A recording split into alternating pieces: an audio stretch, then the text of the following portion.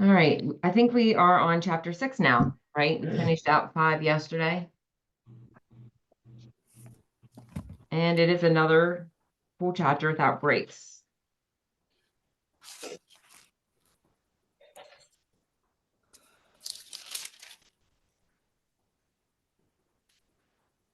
Oh, wow. My Bible has a big old insertion here.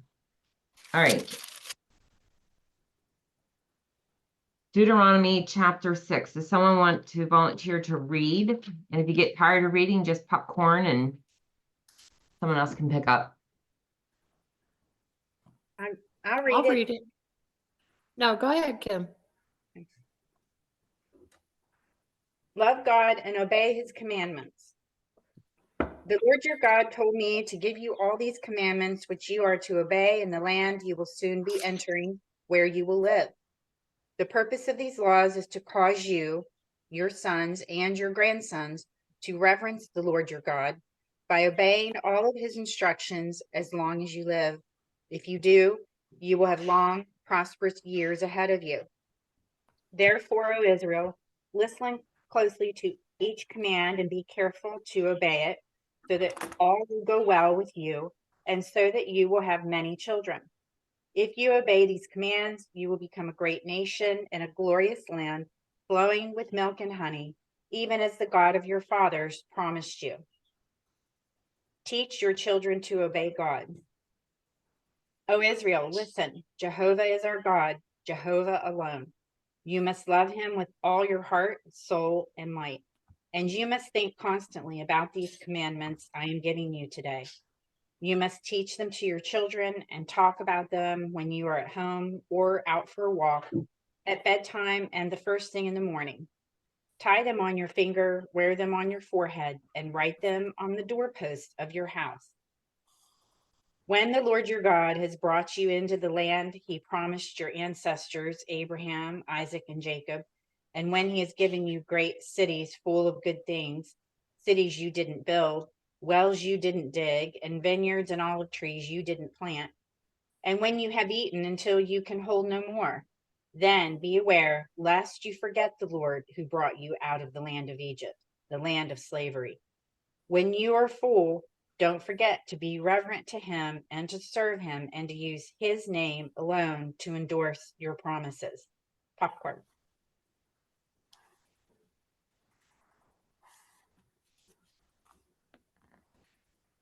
Are you on 16? 14. You must not worship any of the gods of neighboring nations, for the Lord your God who lives among you is a jealous God. His anger will flare up against you, and he will wipe you from the face of the earth. You must not test the Lord your God, as you did when you complained at Massa. You must diligently obey the commands of the Lord your God, all the laws and decrees he has given you. Do what is right and good in the Lord's sight, so all will go well with you. Then when you enter and occupy the good land that the Lord swore to give your ancestors, you will drive out all the enemies living in the land, just as the Lord said you would. In the future, your children will ask, what is the meaning of these laws, decrees, and regulations that the Lord our God has commanded us to obey? Then you must tell them, we were Pharaoh's slaves in Egypt, but the Lord brought us out of Egypt with his strong hand. The Lord did miraculous signs and wonders before our eyes, dealing terrifying blows against Egypt and Pharaoh and all his people. He brought us out of Egypt so he could give us this land he had sworn to give our ancestors. And the Lord our God commanded us to obey all these decrees and to fear him, so he can continue to bless us and preserve our lives as he has done to this day. For we will be counted as righteous when we obey all the commands the Lord has given us.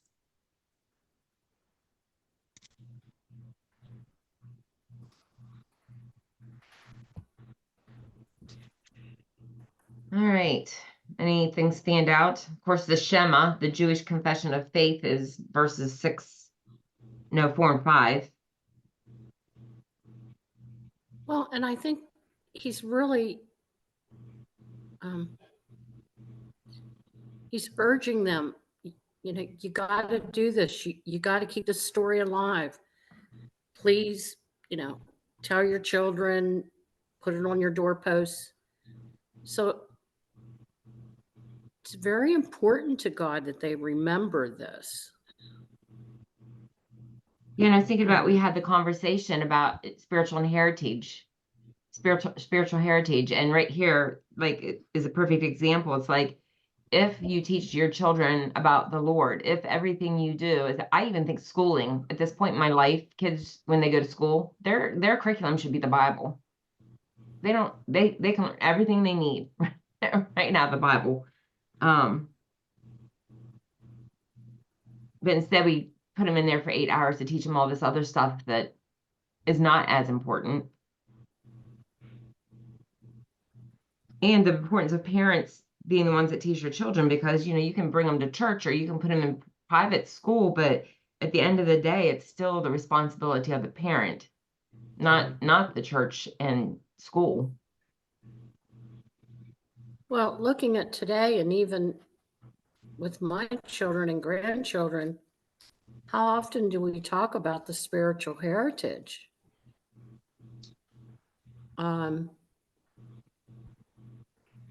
You know, we've raised them in the church and we've talked to them about God and all, but do we really talk about the heritage and how important it is? Do we even recognize it till we're older? Like, I feel like that, like, I mean, I've always like, when I got saved, like, I love the Lord with a fervence from the very beginning, but I was learning with my children, and I don't think that I understood it enough to be able to teach them. However, here we go again. Had my parents done it, and their parents done it, and their parents done it, maybe we would have. But I think the spiritual heritage here in Deuteronomy is more for the Jewish. You know, I don't know what Christian spiritual heritage looks like, other than he was born of a virgin, died on the cross, and was raised again. Well, I think the story of the Jews in the Old Testament is still important to the Christian story. Like the kid, like, because I remember when I got saved thinking, I don't even know why we have the Old Testament. Like, it doesn't make any sense to me. Like, that's not important. The only thing that was important was the New Testament. Like, I never got the connection between why we needed the Old Testament and how connected it was to the New Testament until I did Stan's Grow class. And then I was like, oh, you know, of course, now as we study, everything's connected. But so I think that just teaching our children the Bible and it being a normal part of your life, you know, like, not necessarily like schooling, like you have to sit down all the time, but just having the discussions of, oh, we're dealing with this in life. Well, this is how you biblically would deal with that.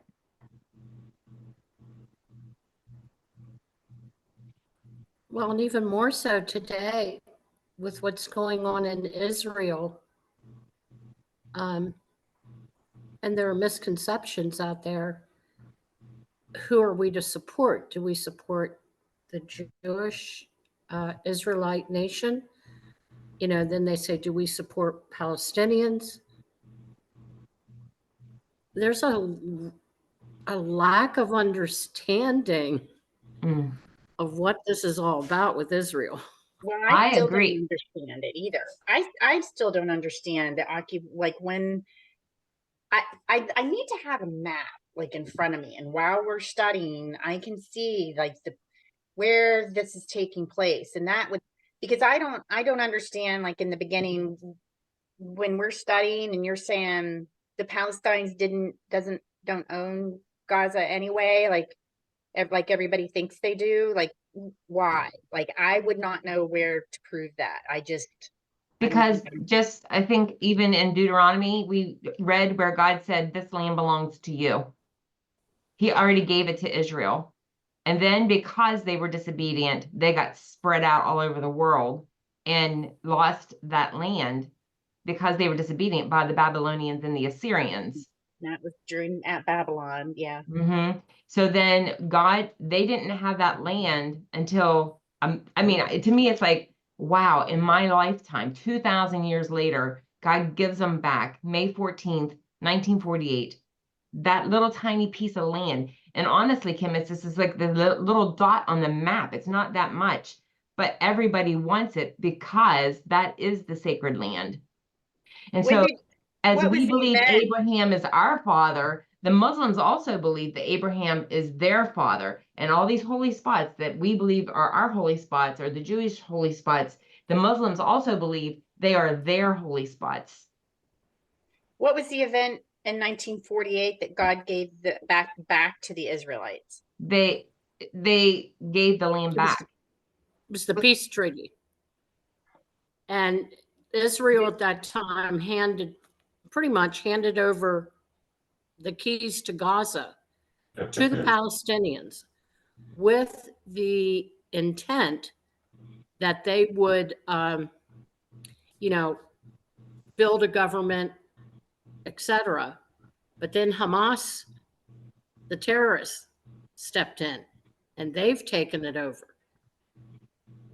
And, woe to the Palestinian people who, The they're not Palestinian people are a associated with them. shield. The Hamas is using the Palestinian people as a literal body shield. So You would it think looks then, awful, but to get to Hamas, you have to go through these shields that they're putting out, which is innocent Palestinian people. you would think the Palestinians would want Israel to come in and do whatever they need to do to get rid of Hamas. They do. At the end of the day, they will end up thanking Israel. However, they have no control. They are slaves under this rulership. Right. People just don't get that. When did Hamas take over? Oh man. Well, I read that somewhere. Or I I'm don't sorry, remember. Hamas. When did Hamas take over? let me look here.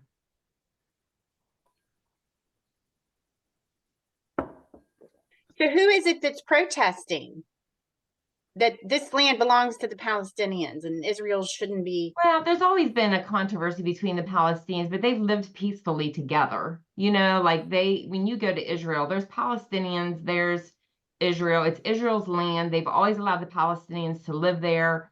They've allowed them to control the Temple Mount. I mean, So, but then who are they loyal to? Hamas or Israel? well, they're going to be Well, loyal to themselves, but because they're yeah, Muslim, they're because Muslim.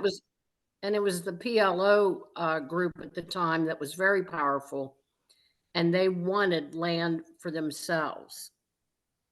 And that's the result of the treaty was, okay, for the PLO, Palestinian organization, we give this very small area of land to you.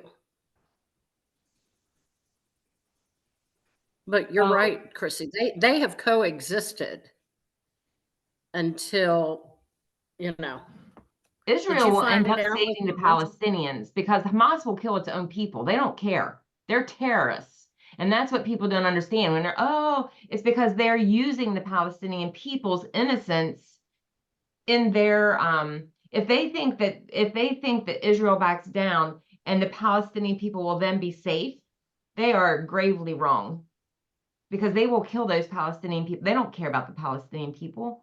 They took charge of the Gaza Strip in June 14th of 2007. And I believe that I read that it was more like a cartel takeover rather than the people voted for them.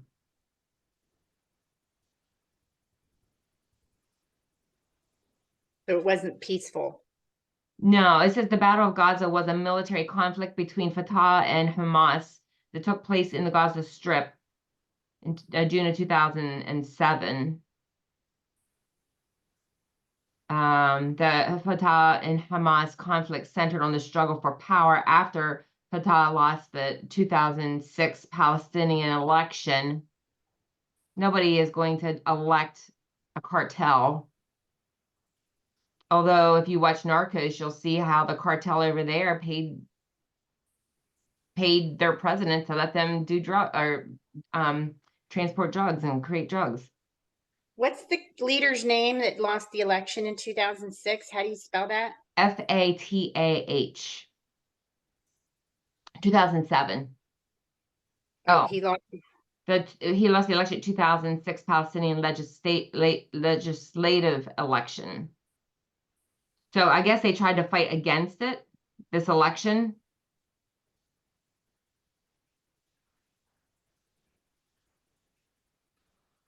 So when you see student protesters who have no knowledge of the history of the Middle East, which I don't, it's limited, they're saying save the Palestinians. It should be save the Palestinians from Hamas. They don't know all of this. Yeah, they're just going by the media and what they're being told in their liberal colleges. The Palestinian Center for Human Rights, this is their own Center for Human Rights, reported that at least 161 people were killed and 700 were wounded in that takeover. And the guy who heads up Hamas, I think I might have shared this like a while back. His son, I posted a video from him where he left Hamas and his father because he saw that this man was killing his own people. What they were saying they were doing wasn't what they were doing. And he came out and he's the one that said Israel or Palestinians will thank Israel when this is all said and done. I started to watch that one day, and now I don't even know where. It's where back it on my was. timeline somewhere if you scroll back far enough. Okay. All right. Sorry. It just I mean, and right there, Lori, I think is the answer to your question. The fact that our kids don't know the history is an issue. And they don't care. They don't even know United States history, let alone Israel. Since they're tearing our history apart anyway. And see over there, the Israeli kids, they have to go into the military after they graduate for like 2 years. But what they do in that training is they take them to all these big monumental places and they teach them the history about the battles that were won and how. And so when you're in Israel, it's nothing to see groups of the Israeli soldiers together at the same landmarks that you're at because they're teaching them their history too. They are forced to do that. If we would do that for our kids, send them to the military right after school and force them to learn our history, we would be in a much different country right now.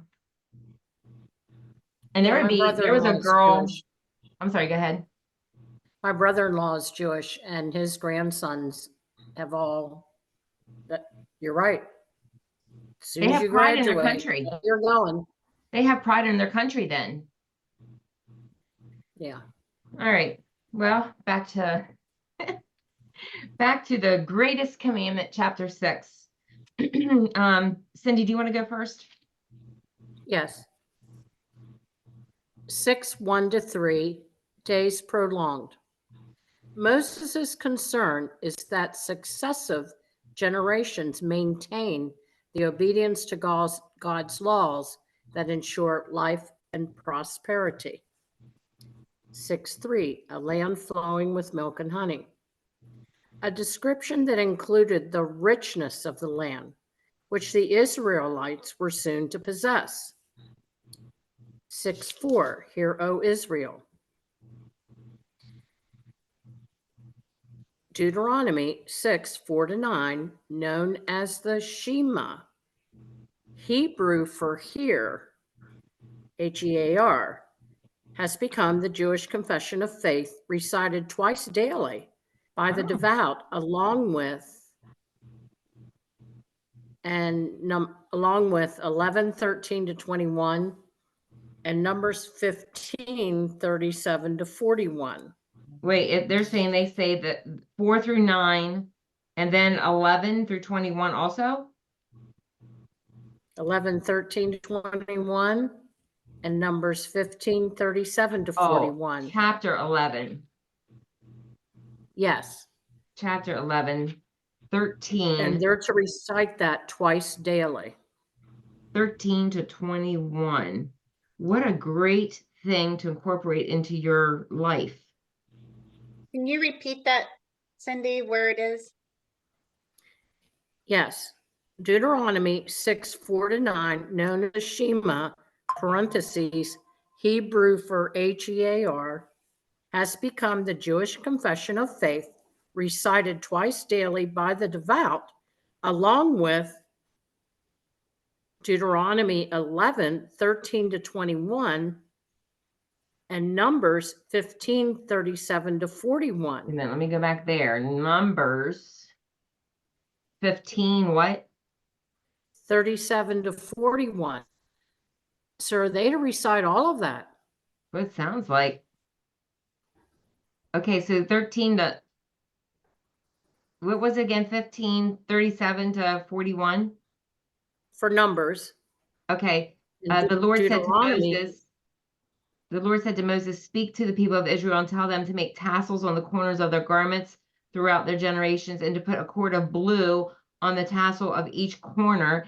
And it shall be a tassel for you to look at and remember all the commandments of the Lord, to do them, not to follow after your own heart and your own eyes, which you were inclined to whore after. So you shall remember and do all my commandments and be holy to your God. I am the Lord your God, who brought you out of the land of Egypt to be your God. I am the Lord your God. that's very interesting. This is interesting because in our Leviticus study on Monday night, when they tied that ephod thing to their head, or that whatever it was to their head, they tied it with a blue string. And here he says blue string again. That this blue tassel. So that's very symbolic. So part of the Shema.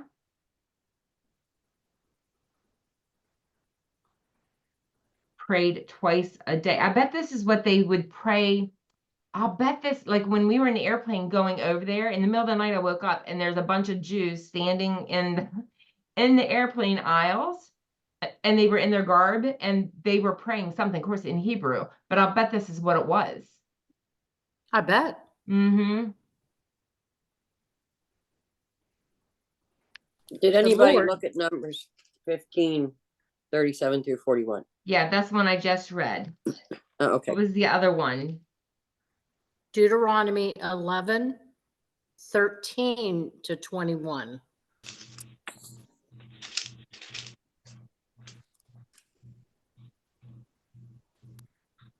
What does that say?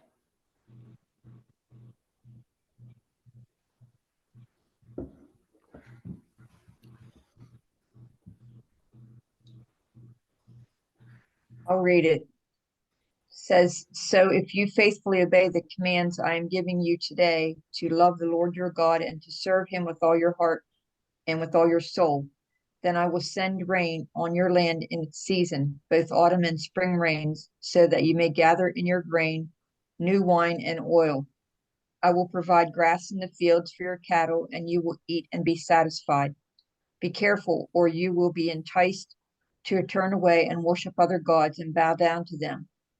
Then the Lord's anger will burn against you, and he will shut the heavens so that it will not rain, and the ground will yield no produce, and you will soon perish from the good land the Lord is giving you.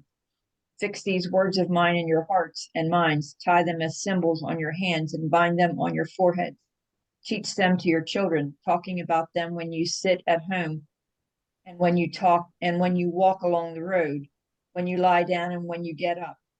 Write them on the door frames of your houses and on your gates, so that your days and the days of your children may be many in the land that the Lord swore to give your forefathers, as many as the days that the heavens are above the earth. I think I'm going to print that out and incorporate that into my day twice a day. I mean, what a constant reminder.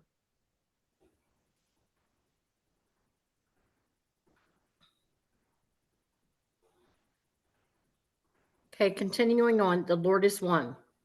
The intent of these words was to give a clear statement of the truth of monotheism, that there is only one God.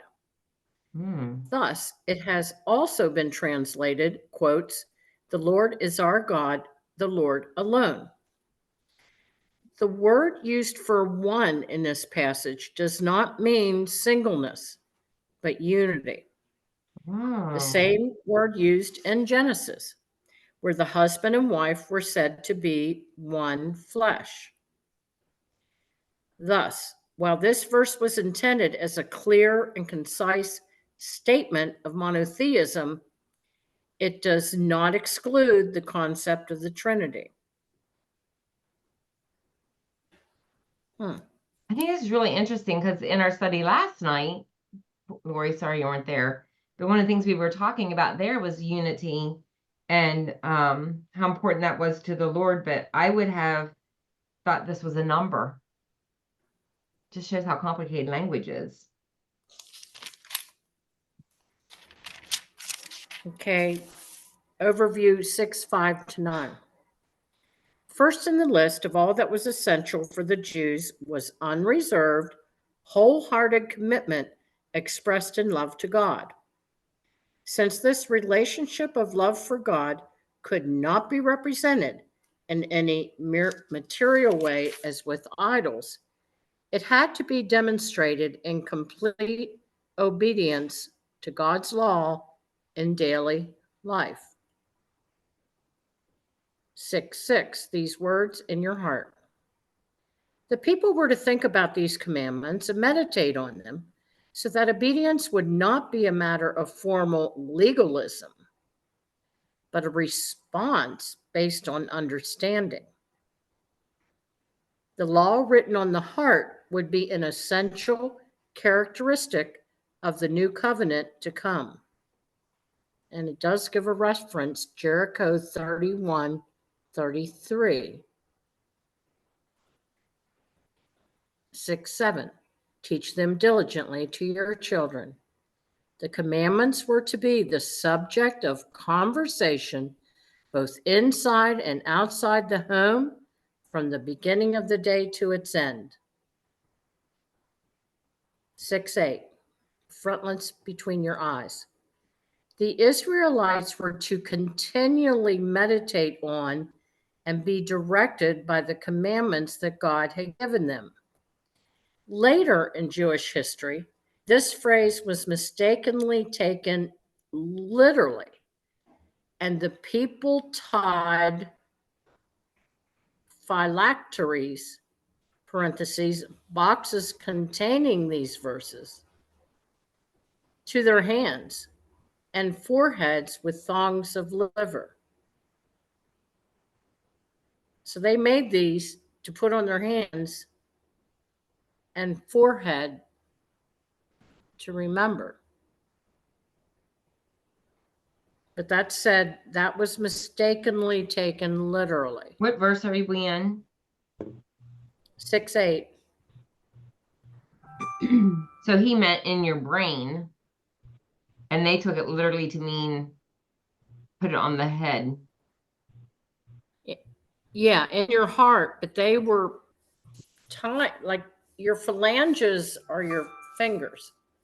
So they were writing these and tying these on their hands and across their forehead, I guess to remind them what to recite. So again, you're kind of getting into that legalism, that this is what you do. Behavior based. Yeah. Yeah, where Moses is like, no, this is to be your heart, your heart. Which, I think that's pretty advanced for Moses. Yeah. Back in his day, it was very legalistic and obviously obey. But we really hear of the heart more in the New Testament. Well, you do in Psalms and Isaiah. But I mean, like Moses is like talking about the heart. I think that's phenomenal. Yeah. but they still didn't get it even with Moses. Well, that's pretty advanced because they didn't get it with Jesus when he talked about the heart. It's true. Well, I don't know. 6, 10, and 11. The Lord your God brings you into the land. God reiterated that he was going to give Israel the land in fulfillment of the promises he had made to Abraham, Isaac, and Jacob, both with title and prosperity. 6:13. Take oaths in his name. An oath was a solemn pledge to affirm something said as completely true, absolutely true. The invoking of the Lord's name in the oath meant that a person was bound under obligation before God to fulfill that word. 6:16, and I need to look at that. It says Massa, Massah. I need to look at that. It says this name actually means, quote, testing. Where's that at? Well, it's saying 6:16. I need to look. 6:16. It says, Oh, do at not test the Manasseh. Lord your God as you did at Massa. And Where's- that actually means testing. There are Makes it references. sound like a place. Yeah, it did. But it's saying references Exodus. I never heard of that before. Is it a Exodus. place or a service? As you I tested him. think it's a place because it says when when you complained at Messa, but I'll look up Exodus. Is it 17, Exodus 17, 1 to 7. Yeah. Yeah, let's see what that says. Because that's interesting. That's probably when they were whining about food and water. I'll look up that reference for Matthew for that one too. Whiners. Yes, do you see that? It's Matthew 4:7. And then there's Luke 4:12. It's the water from the rock thing in Exodus. At the Lord's command, the whole community of Israel left the wilderness of sin and moved from place to place. Eventually, they camped at Rephidim, but there was no water for the people to drink. So once more, the people complained against Moses. Give us water to drink, they demanded. Quiet, Moses replied. Why are you complaining against me? Why are you testing the Lord? Testing. Testing the Lord. But tormented by thirst, they continued to argue with Moses. Why did you bring us out of Egypt and you're trying to kill us, our children, our livestock with thirst? Moses cried out to the Lord, what should I do with these people? They're ready to stone me. The Lord said to Moses, walk out in front of the people, take your staff, the one you used when you struck the water of the Nile, and call some of the elders of Israel to join you. I will stand before you on the rock of Mount Sinai. Strike the rock, the water will come gushing out, then the people will be able to drink. So Moses struck the rock as he was told, and the water gushed out as the elders looked on. Moses named the place Massa, which means test, So he and named it. Meribah, which means arguing, because the people of Israel argued with Moses and tested the Lord by saying, is the Lord here with us or not? That's a good explanation, Lori. Well, that's what Exodus 17 said. I have to leave. Okay. Where, Everything all right? Yeah, it's my doctor's office. They want to do my appointment now. oh, online. Yes, Oh, okay. Well, let me see what time it is. it was scheduled for 11:30. All right. And they- Well, you'll have to So, fill us in tomorrow what it is, what they say. all right. All right, Sorry. bye, Julie. Call me Bye. tonight. Okay. Bye. Bye. Bye. So that was Exodus what? 17? One One. through 7. Yeah. I'm sorry. Exodus 17, 1 through 7. Thank you. Matthew 4:7 says, Jesus answered him, it is also written, do not put the Lord your God to the test. And then Luke Luke 4:12 says the same thing. So Luke 4:12 and Matt 4:12, is that correct? Yeah. Matthew 4:7, Luke 4:12.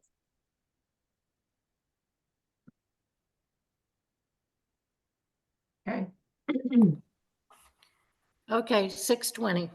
When your son asks you in time to come. When a young son asked the meaning of the law, his father was to use the following pattern in explaining it to him.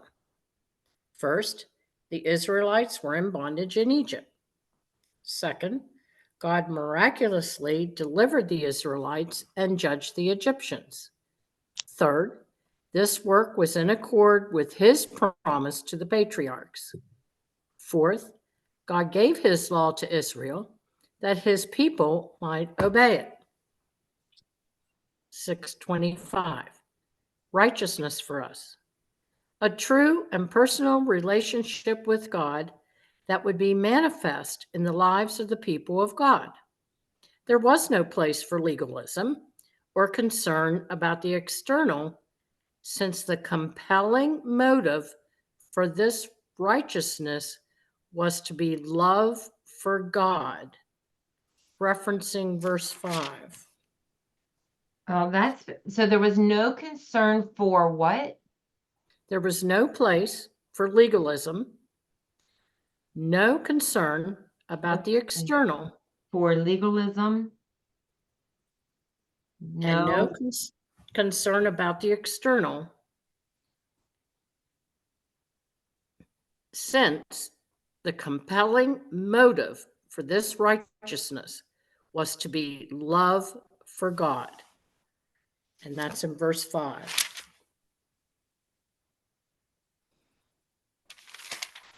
And that's it.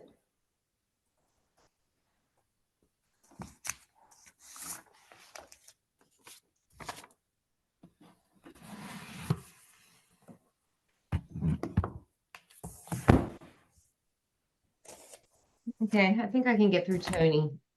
Yeah. 6:1-3. Many years later, King Solomon would write, "The fear of the Lord is the beginning of wisdom." But Moses already knew this truth. Fearing God, reverencing and respecting him was necessary if Israel was to obey him and have a long life. He therefore urged them to be careful to follow God's instructions so that they would prosper and multiply. 4-9.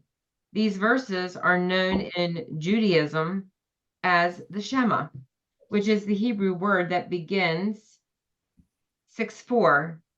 It means listen, hear. Moses was calling for the people to sit up and take notes on what he was about to say because of how important it was. In fact, Jesus would later call it the greatest and most important command. Oh, that's Is there a interesting. reference for that? Yeah, that takes us into the New Testament, which means it applies to us. Matthew 22:37-39.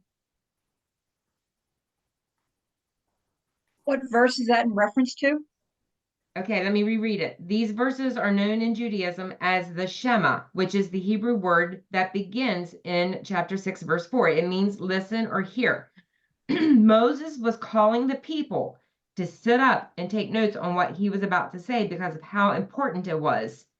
In fact, Jesus would later call it the greatest and most important commandment, Matthew 22:37-39. Matthew 22:37-39.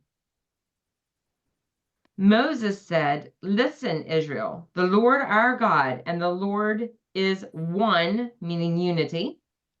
"Love the Lord your God with all your heart, with all your soul, and with all your strength." It was vital that the people get this right, because if the Israelites were going to survive and thrive in the promised land, the family unit would have to become the primary place where faith in and love for the Lord was modeled and transferred. Parents are to teach God's commandments and statutes regularly to their children in the everyday events of life. It's good for families to read through devotionals together and have formal teaching times.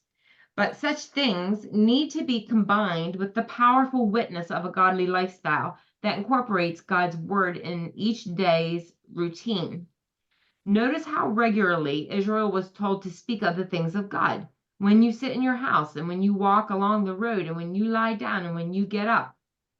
That purposeful approach to spiritual training, that effort to welcome the Lord, is part of all aspects of life, is how parents can transfer to their children a biblical worldview, so that God is their point of reference as they navigate choices. Such was God's agenda for his kingdom people in Moses' day, and it's still true today. This responsibility doesn't rest with the government, schools, or even ultimately with the church. The family carries the primary responsibility for passing along the torch of faith, as the church supports parents in the work. The primary role of the home is to foster gospel evangelism and to discipline children, or disciple children. Many Jews took the command to bind God's words on their forehead literally. And they wrote Deuteronomy 6:4-9 on tiny scrolls and placed them in small boxes called phylacteries or frontlets and tied them to their foreheads.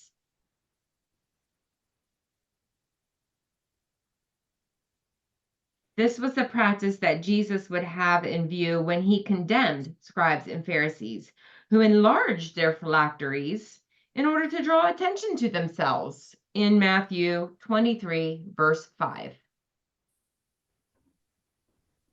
Writing God's word, I'm in verses 10-12.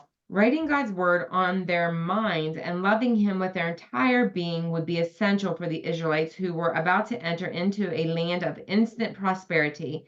There were abundant cities, houses, cisterns, vineyards, and olive groves there, none of which Israel had to build, filled, dug, or planted. All this new generation of Israelites had to do was take the land and enjoy its riches. This is a picture of how God's promises, while in our reach, must be grasped with our hands of faith.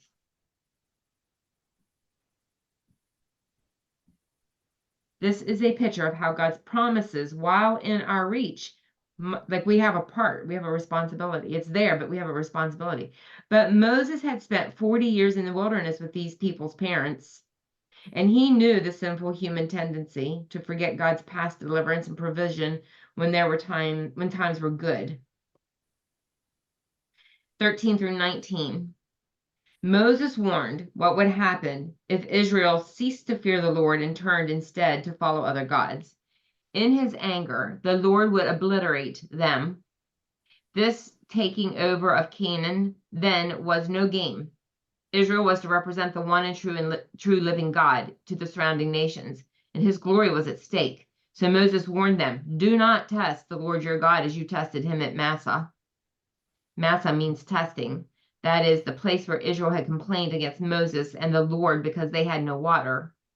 How quickly they forgot God's ability to do the miraculous things with water, as he had done at the Red Sea. Moses warned the people not to test the Lord as Israel had done at the place of testing, a location that had borne the name of their rebellion since that time. And yet, despite this fierce warning, the Israelites could be confident that obedience to God would bring the prosperity and protection he promised. Verses 20-25. Moses then returned to the theme of teaching future generations. When Israelite children would ask their parents what these decrees, statutes, and ordinances meant, the fathers and mothers were to give a God-glorifying answer. Notice the spiritual responsibility entrusted to them. They were expected to be informed and quick to reply with truth. The answer began with the Israelites as helpless Egyptian slaves, but God delivered them through great and devastating signs and wonders so that he could bring his people into the land that he had promised. Then he graciously gave Israel his law so they would prosper by being careful to follow every one of these commands. This is the kind of teaching that children need today from Christian parents. We must remind them of God's miraculous acts of grace, exhorting them to trust and obey Him for the blessings promised. That's pretty powerful. I get confused when we are instructed, as it says, and I mean, this is one of our greatest commandments, to love God, and second, to love others and love our neighbor as well. So, but yet, but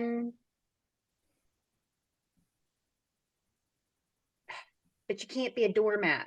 Like, so when do you draw that line? Like, when is it like, I can't love you and provide for you like I want to, like, because you're just not acting right. And is that my opinion? Would that be the opinion?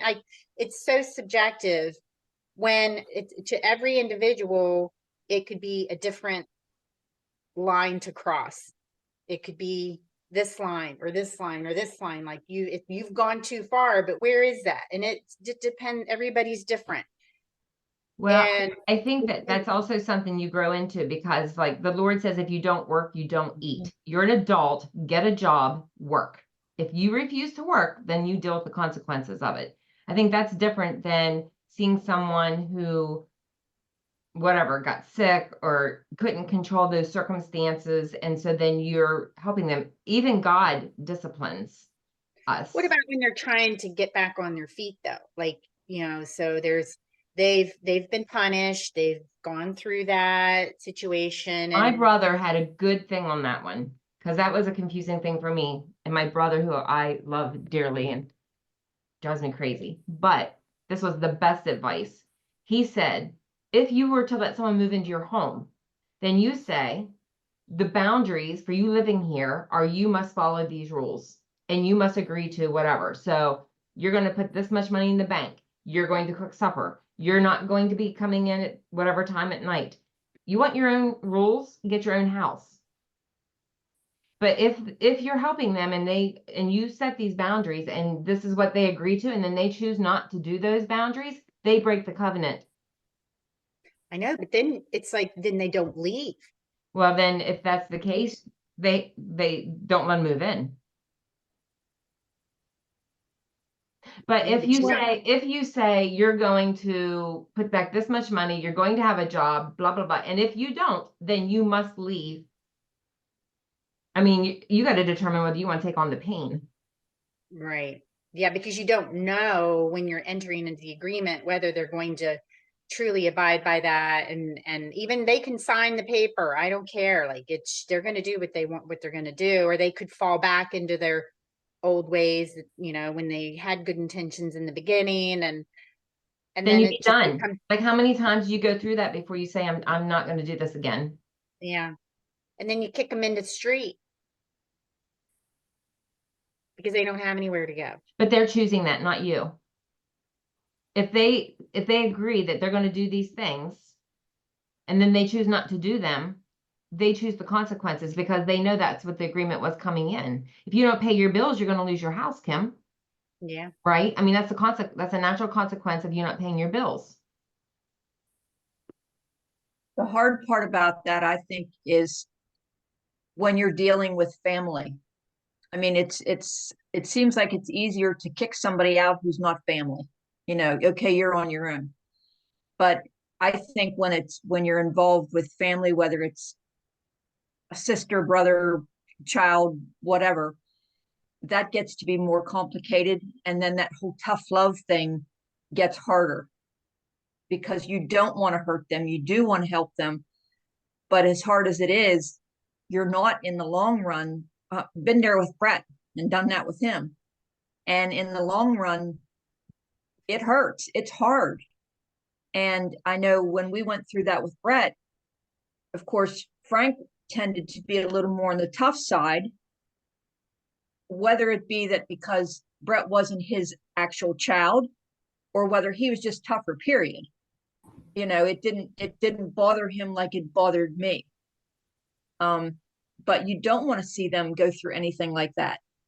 But that they're not holding up their end of it, and they're not being responsible, and everything is coming out of my pocket then to support you. I know when he was living here after he had his accident, he was still smoking, and I told him, I will not buy you cigarettes. I mean, he always knew he couldn't smoke in the house, but I said, I will not buy you cigarettes. I'm not paying for that. Did he find And a way he to quit get them? smoking. Huh? He quit. He quit.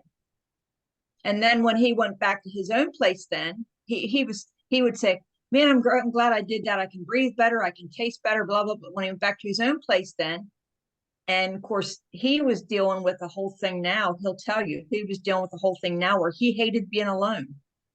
He just hated being alone. So then he started smoking again. But I wouldn't do it. Not doing it. And, it's just hard especially when it's somebody that is close to you like that, as opposed to if you just take somebody in off the street. I agree. Dr. Phil said something one time that really made me mad for a while. I had to really regurgitate what he said and digest it. But he was talking to this mom, and her kid was a drug addict. And the kid would call and say, you know, I need you to come get me. And so the mom would go get the kid, take them to get their drug pickup, pay for it. And she said, but I don't want him to die, or I don't want him to. And he said, who are you making feel better, the kid or yourself? And it's because our mama hearts like love our children so much. And I get the pain. Like if it weren't for my daughter, like when my daughter turned 18, I said to her, if you don't want to live by my rules, then get your own house. But you're not doing blah, blah, blah. She moved out and got her own house, and she's very responsible now, and we're fine. But there was also a period of time where she didn't talk to me for like 5 to 8 years. You could have ripped the heart out of my chest and stepped on it and buried me easier.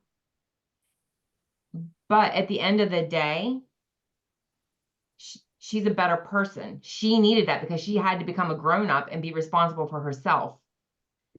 And when she moved out, I didn't have to worry about where she was till all hours of the night, whatever chaos was in her life at that time. I didn't have to deal with that anymore. Like she was responsible for herself. It made her grow up. Well, and some of that is, I know, just like with Brett, I didn't have to worry about him when he wasn't here. Not that I didn't worry about him. Yeah, but you didn't have to see it. Right. And there was stuff I know he did that I'm glad I didn't know he did. Yeah. Just because it would have made me worry even more. But without him actually being here and me seeing some of the stuff that was going on, I didn't worry as much, I guess, is what I want to say, because I didn't know what was going on. Right. Well, it's really tough as you're going through this, especially with family.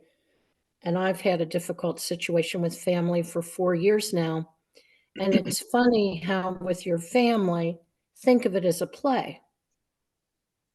You're on stage with them. You're totally involved. You are part of the whole upbringing, so to speak. You're very involved and committed and dedicated. And then there's a period of time where you end up in the first row. And you're not as involved with that whole situation. But you're watching and loving, and you're involved at times.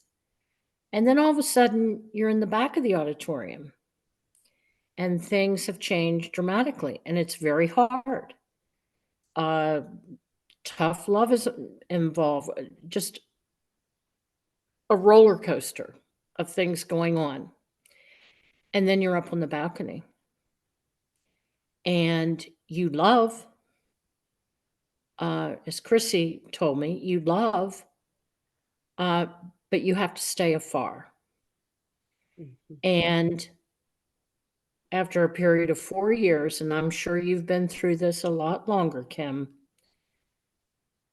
I've left the balcony. It took years. It's very difficult, but I'm off the balcony.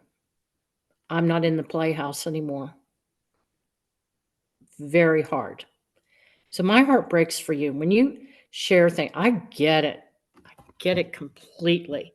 And I know how hard this is for you. And it breaks my heart because you're striving and you keep trying. And it's just not working out. Not that you can't pray and love, but it's time to exit. And that's, I can't speak to where your heart is right now. It doesn't mean you don't love.